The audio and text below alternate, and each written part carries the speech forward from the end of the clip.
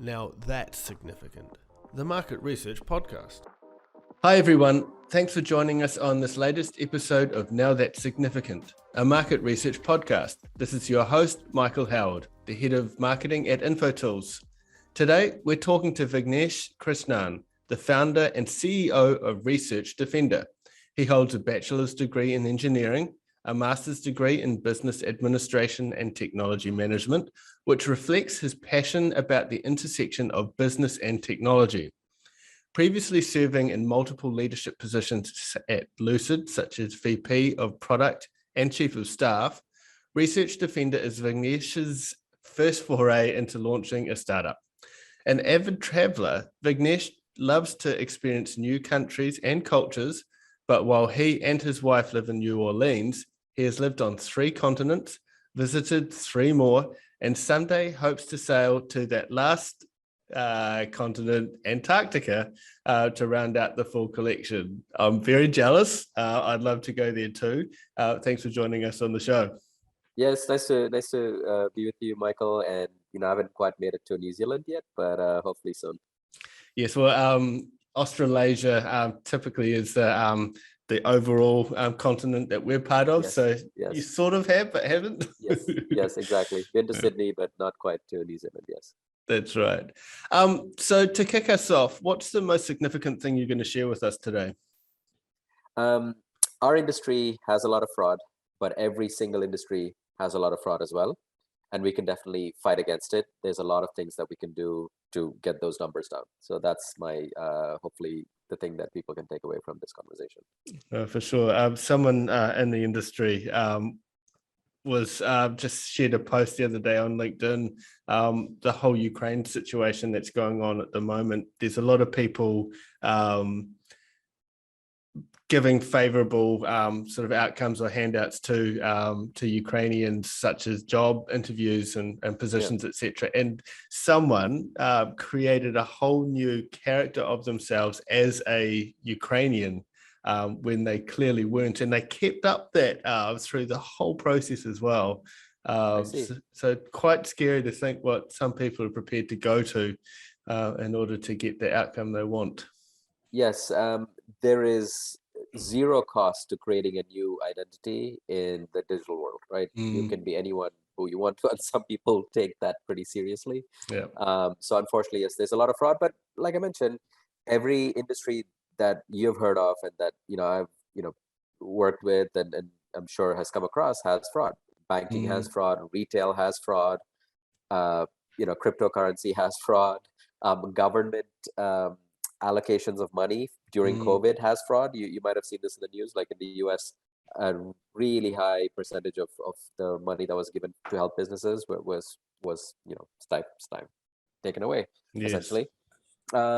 So there's definitely a aspect of fraud that exists everywhere. The question is, what can you do to manage it? What can you do to control it? I don't think you can ever get it down to zero. And in many cases, you do not want to get it down to zero, because then you start to have false positives and other bad outcomes come out of that. But certainly you can go a far way in reducing fraud. Okay, so to give the listeners a little more context of today's discussion, can you tell us a bit more about Research Defender, why you started it, and perhaps a bit of your expertise? So I've been in the industry for about 12 years now, and it's one of those things where when you say 12 years, it feels like a long time, although it just feels like yesterday as well. So in the time, I had been having experience in running market research services and helping clients get the completes and targeting segments and populations and so on and so forth. And one of the things that consistently and commonly came up was the issue of fraud. The way you tend to see fraud in our industry is that it ebbs and flows. So every once in a while it'll be like 2 to 3%, and then you'll get a spike all the way up to 10, 12%. At that point, it starts to get pretty serious, obviously, because if you have 12%, 15% of your data being compromised, as you can imagine, that's not a good outcome. And then it will go back down. Unfortunately, I think recently the numbers have been much closer to 20% even. So it is a big problem. So I saw that happening throughout the industry. I was at a different company at the time, and I felt it was better to fight this independently from the outside in as opposed to inside out, because of course, you can provide a solution better to multiple different clients when you're an independent company. So it's been about 3.5 years. And like I said, fraud keeps challenging us, and hopefully we keep challenging fraud. And our goal is to help minimize it as much as possible for the entire industry. Yeah, sure. So you talked about minimizing fraud. I mean, the flip side of that is improving data quality. So how do you do that, and what best practices do you use or push to effectively elevate that data quality? Sure. Firstly, it is a complex subject. Okay, and I would go so far as to say that fraud is one of the most complex subjects because you're pitting a human versus a human. Typically, other problems are, I wouldn't say they're simple, but there's no pushback from another human being who is just as smart as you are. So as such, for me, my philosophy would be to do all the basics and more and keep consistently doing that. So for example, we all know there are plenty of companies that do digital fingerprinting. That is, I would say, a must. You got to do it. You have to be able to track fraud that happens within your ecosystem, whether that's tracking blacklists, whether that's fighting against nefarious sources of traffic, whether that is looking at fraudulent VPNs, for example, or data sources that are consistently performing poorly on traffic. So those are things that you have to input and make sure that you do it. Now, it is a bit hurtful because while you do that, you're also looking at your revenue numbers or your conversion numbers. And you know that for every person who you do not send across, you have a potential revenue loss, right? So, but you have to do it because it's better for the long-term success of the entire industry. So all of those things I would say you have to invest in. So I think ultimately the strategic point is that you have to invest in a data quality program. I'd say most of the companies that are very serious about this in our industry have a data quality team. So it's not just one person or one product. They literally have 7-8 people working on that team, trying to ensure that the network on the supply side is good. The buyers are also having good quality surveys, and so on and so forth. So I would say investment in technology for sure, investment in time and people, and consistency. Don't try one thing for 1 month and then try something else another month and then third month. You have to keep it consistent and longitudinally. And of course, that's hopefully a topic that researchers like, longitudinal tracking. Longitudinally, it'll be best for us to see the results over time. So do the right things and keep it consistent. Sure. And I think it'd go remiss to not talk about the whole GDPR data privacy sort of angle here. So like what levels or layers do you add in from that perspective to ensure quality and compliance? Yes, very good question. And it's, as you know, it's not just GDPR, right? The CCPA within the United States is specific to California. We have other rules in other countries, China, Russia, India, all have separate rules as well. And underlying your question, there's an important point which I should probably share up front, which is the closer you track somebody, the more idea you have about whether or not they're fraudulent. Okay. However, on the flip side of it, the greater privacy you give somebody, the less idea you have whether or not they're fraudulent. So we have to, of course, respect these laws, right? They've been in this, in our ecosystem for 4 years now, I think, 4.5 years, if I remember correctly, 2017 or so. And we try to obviously stay, we have to stay within the rules of engagement with these laws. But within these laws, we can make sure that we are interacting with the respondent in a respectful and an appropriate way. So what I mean by respectful and appropriate, other than them just being buzzwords, are that you are collecting data from them, but you got to let them know that you're collecting data from them. You have to ensure that they are willingly participating in that data collection. And you're not going to take that data and sell it or do something with it that you did not previously tell them to, right? So some of it is what I would put in the quotes of common sense. Everybody would want to be treated that way. You want to have an interaction with someone, which is the interaction you expected.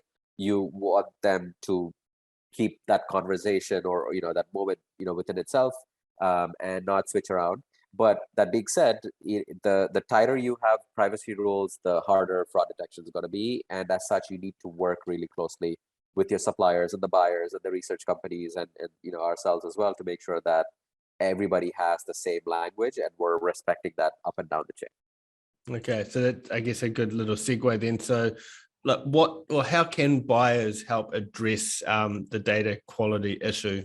You've touched on it there, but what can they do? Yeah, that's a very big question, and there are thousands and thousands of researchers trying to work on that. On one hand, I mean, again, I'll start with the basics. I think you have to have experiences that you like interacting with, whether it's getting an Uber to book a cab or a Lyft or trying to watch Netflix. You go in and you click a button and you start watching the interaction. And as much as the user engagement can be streamlined and good, the better it is for the data. And the reason is, taking fraud out for a second, right? Even though our focus is 100% on fraud, if you just focus on data quality, right, which is the bigger umbrella of fraud in general, you will see that as the survey progresses in length, the answers are less of a high quality, right? They're less verbose, they're less consistent, and eventually, into the 10th minute or probably even sooner, quite frankly, the data quality kind of plummets down. And we all know, unfortunately, we all live in a digital, attention landscape, and having anything for more than 10 minutes is already too long, probably. So I would say that's one piece, right? Engagement. And then within that comes design, within that comes mobile, friendly surveys as well. And on the flip side, though, I also will admit that I don't think all researchers can just do 5-minute surveys. Research is a science for a reason in many cases, which is fine. But in that case, I think that expectation has to be set beforehand with the suppliers and the researchers, because another problem that makes this question complex is you have a lot of API-driven delivery happening all the time. So in some cases, a researcher may be expecting a respondent to sit down for 15 to 20 minutes or even longer and give those responses. But if the respondent has been routed or taken from a different context or different interaction, let's say he or she was playing a game and was promised points for a survey, they would expect that to be a few minutes at a maximum, but now they found themselves. So I think that expectation should be set, and that conversation should, happen pretty clearly. And again, a lot of this is good common sense, right? But as we know, it's not that easy, because once an ecosystem is evolving a certain way, you have programmatic delivery happening, you have researchers trying to get answers to questions, and they get married. It's a bit of a tenuous situation where two different worlds are living together simultaneously. Yeah, true. And then you've got the whole issue as well of if people are just doing it for the incentive, then again, that's the fraud type thing as well. And they just want to get back to their game, don't they? So yeah, exactly. And again, these are all philosophical questions, which I don't profess to know the answers to, because you're right. Because I would argue, though, you want the people taking games to also participate, because that is a mode, right? That is an idea, and people are doing that, and you don't want to discount them just for that. But if it's all that is happening, then, as you can imagine, that's not great either. So as always, a mix of all modes is probably gives you the best outcomes. Sure. So on the flip side, then, suppliers, how can they address this data quality issue? Yeah. So suppliers actually probably have more control than most other people in that ecosystem. And again, what a supplier is also subjective. So in some cases, you may have suppliers who are purely algorithms, who are matching surveys, and they are called suppliers, but they do not necessarily have a one-to-one relationship with the respondent, right? So in that case, what they need to do is very similar to what we were already talking about. They need to make sure that they have the basics in place. They're looking at the device types that are coming in, tracking that against rarity, tracking that against fraudulent or nefarious behavior, whether it's using machine learning algorithms. If they see anomalies is a great one, right? If you have 8 or 9 different anomalies for the same attempt, then the odds of that person being true are 1 in 10. So that's a pretty high red flag. So for those suppliers, I would basically repeat what I said earlier: do the basics, make sure that you're consistent, make sure that you have tools and so on, that you're reducing the fraud rate. I wouldn't say you can get it down to zero. You probably want to give it in the 2 to 3, 5% range on a monthly basis in terms of rejections. And then for the more traditional suppliers, which I think your question was targeting, which is the panel companies, which have a database of respondents and so on and so forth, I think they have the most control, actually. They have the ability to double opt-in, as we know. They have the historical data for tracking. They have the data that comes in on a daily, monthly basis. They can see the survey completion behaviors. And I probably don't have any much more to tell them than they probably already know, than to like, hey, track your data, look at who is being rejected. If someone's taking 5 surveys and every time they get rejected for 3 of those, yeah, probably not a great thing, even though they didn't get rejected for the other 2. Over time, you want to punish that behavior, right? But you also want to reward the good behaviors. And then one thing that we have not talked about so far in this conversation is price as well, because unfortunately the supply is getting squeezed on price. I know the prices have gone a little bit back up recently, the 10 to 15%, but keep in mind that they have dropped by 6 times in the last 10 to 12 years, right? And if you're looking at even B2C incentives being so low in the cents or maybe single dollar range, or however it is, I think that has to go up, and that's now comes back to the buyer side, which is like, look, everything in life has a price. More expensive dark chocolate is far more expensive than the Hershey's that you pick up for 25 cents or in a jar. And unfortunately, that applies to research as well. Better quality has a price tag associated with it. Yeah, sure. So it seems that data quality has progressively gotten worse over time. Do you agree? And if you do, why do you think that is? I do agree. Again, and everyone's world starts from when they start to see the world, right? Yeah. So I have to admit that, again, 12 years could be a long time by some measures, but I know people have been in the industry for 20 and longer. So I definitely wouldn't say that I'm the most experienced by any stretch of the imagination. That being said, starting in 2010, coming into the research world, I used to take surveys and I used to get checks in the mail for $10, $15, which is, it's not nothing, right? You'll pay halfway to the gas, but maybe not these days, but used to anyway. Yeah. And that's, I would say that's a fair payout. If you're going to take 15 to 20 minutes, I think that's a fair payout. And as I mentioned, the prices have dropped for a variety of reasons, of course, and no one single factor or person or company or anything is responsible for all of this. I think starting in the early 2010s, so 2010, 11, 12, you saw a far more programmatic approach to buying and selling traffic come into play, right? Which was good because you have access to many, many more people, but the problem is the price drops. Now, when the price drops, and if you don't have the right measures, you have some bad habits that incentivize cheaters to fill in most of the surveys because they are the only ones incentivized to take the 25 cents or $1 because they have nothing else to do. And in many cases, the dollar goes a long way in their countries, right? So whether it's Bangladesh, India, wherever it is, Venezuela is another example that people have used, where the dollar or pound or euro conversion to the local currencies, it goes a long way. And if you can make $30 a day, that's a lot, right? So I think that the programmatic aspect added to the diminishing of quality. I think the price going down added to the diminishing of quality. I think the global ecosystem being more interconnected and being able to, like you said, make a fake identity anytime you want, added to the drop of the thing as well. And I think all of these play into each other too. So as always with a complex answer or to a complex question, there is only a complex answer. So I would say there's multiple factors that drove that.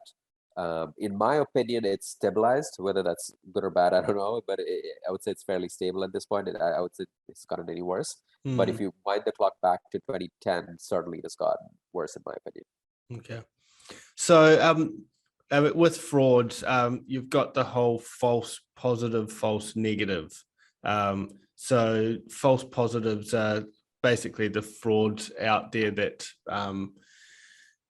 I guess we want to try and pick up and understand, okay, that was fraudulent, but the false negatives, the one that we assume that are fraudulent but are not, like how big of an issue is that in the work that you're doing? Yeah, no, I think it's important. And the reason it's important, it's very important actually. In fact, Mm. I will tell you what, that is probably the most important thing. Managing false positives and managing false negatives, because you don't want either, Yeah. right? It's a big problem, because there is no doubt. Let me tell you this: there is no doubt that any company can go and fight against fraud and get it to a really low level. Mm. However, they are always going to have a higher false positive rate if they're going to tighten the screws so tight. Okay.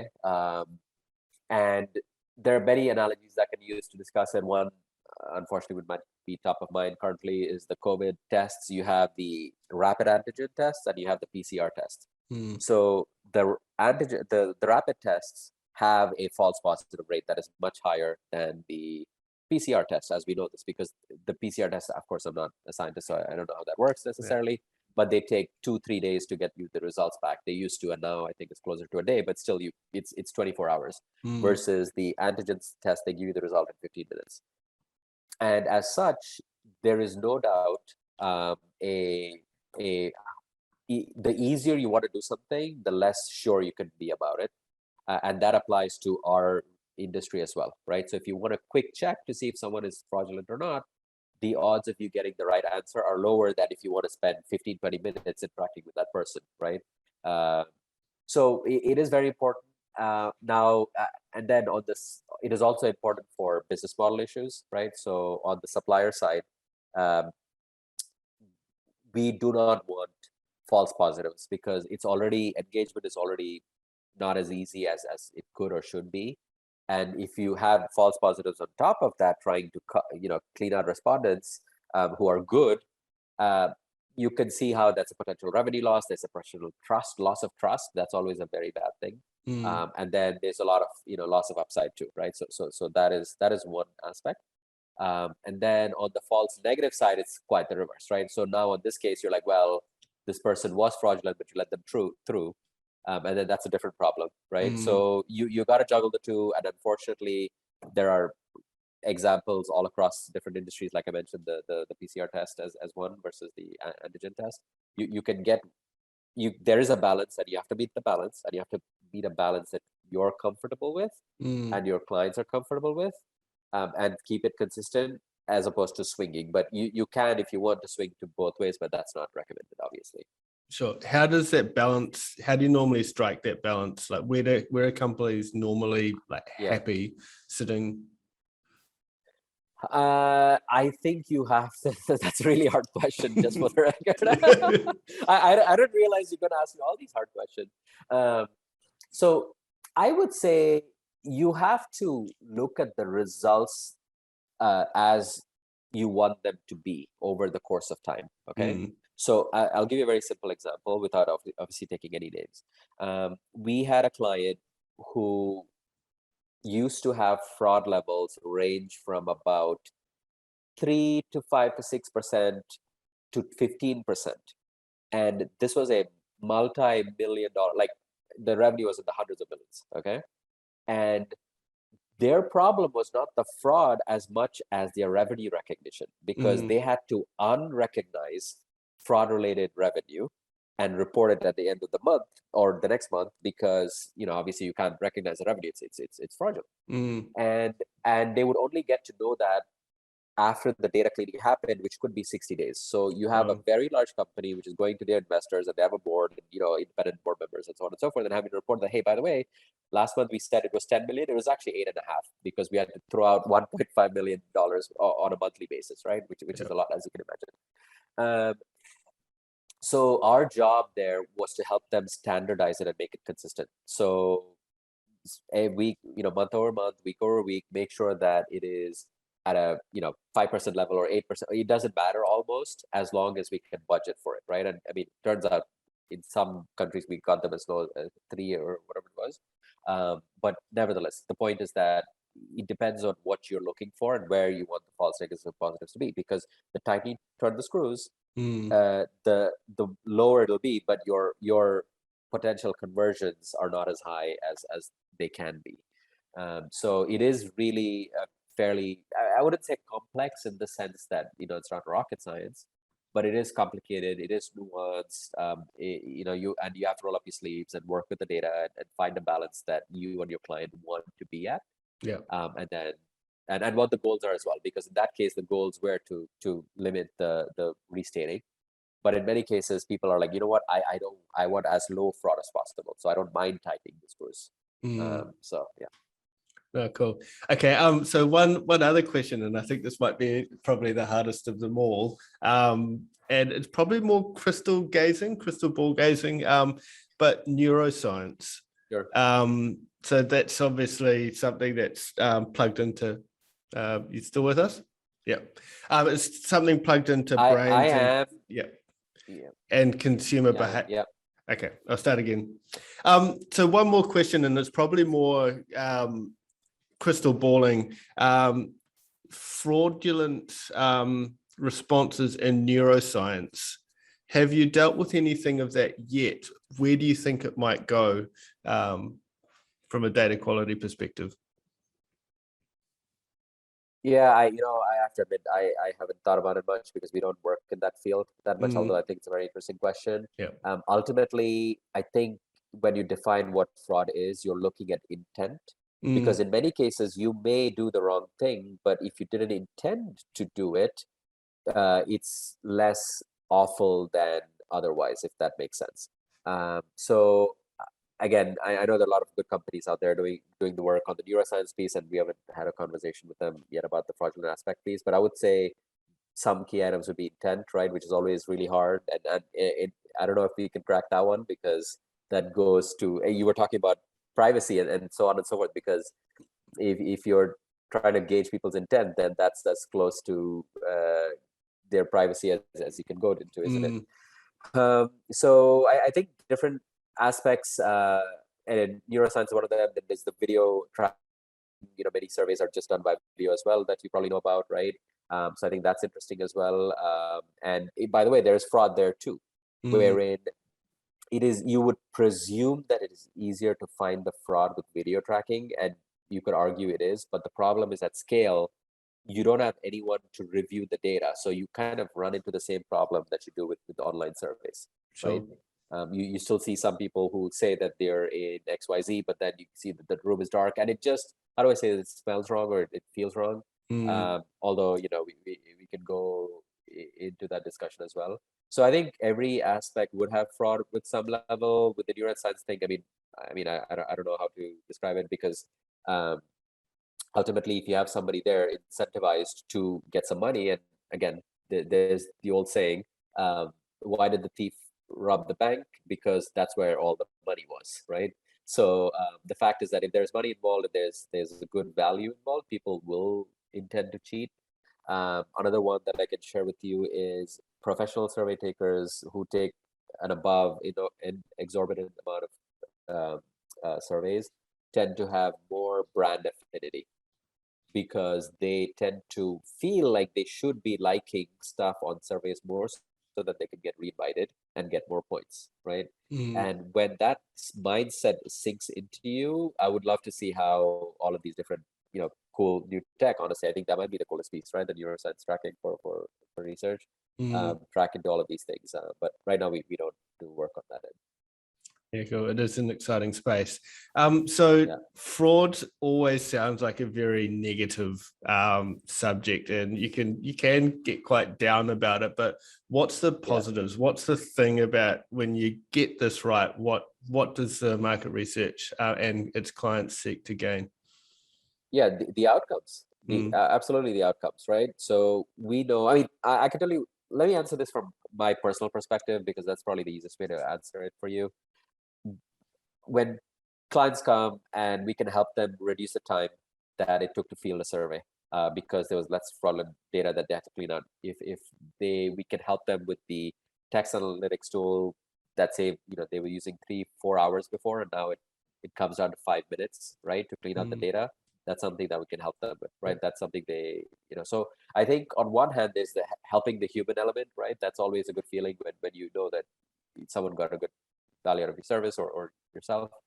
So that's really always enticing for me to hear. And then on the other side, it's the actual data outcomes as well, right? We've actually had clients, and now this is a little more tricky because in some cases, the longitudinal data, if bring a new service that's cleaning out the fraud and the data changes, now you have escalations as to, hey, what do we do with the data that existed before? And what do we do with the data that's existing now? And, how do we weight it? I mean, or is that even a relevant question? Because, you don't want to weight fraud and not weight fraud, right?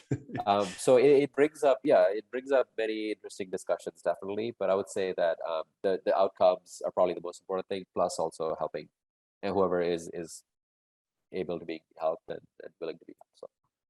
Cool.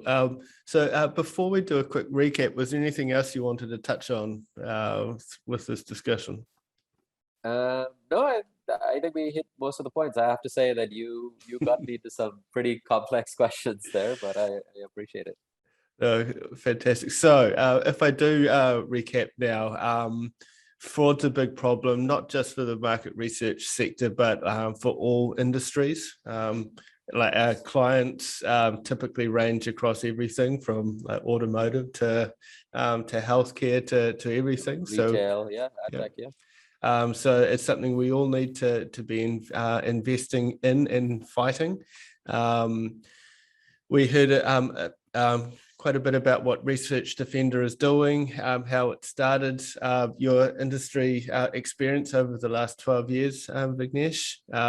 We've heard about improving data quality, how we can each do that from a buyer perspective, from a supplier perspective, and obviously vendors as well play a key role in that, particularly being able to scale the overall improving and outcomes. We looked at the GDPR, CCPA, privacy compliance aspects to data quality. We looked at how data quality has gotten worse over the time, but also sort of why that was as well. Touched on neuroscience and I guess potential other areas for improving data quality. And we also touched on some positives as well, what happens when we get this right as well. So really good discussion. Thank you for having us, joining us on the show, Vignesh. Yeah, thank you for having me. I really enjoyed the time, and also glad to know that you're starting your day 16, 17 hours ahead of us. So. That's all behind, depending on how you look at it. Yeah, exactly. Yeah. Yes. So big thanks for joining us today, and for listeners out there as well. If you have liked what you've heard, feel free to subscribe to the podcast, share it with others, and leave us a review as well. We'd be very grateful for that. If you've been interested as well, what Vignesh and his team are doing as well, please feel free to check that out too. So thanks for joining us on Now That's Significant.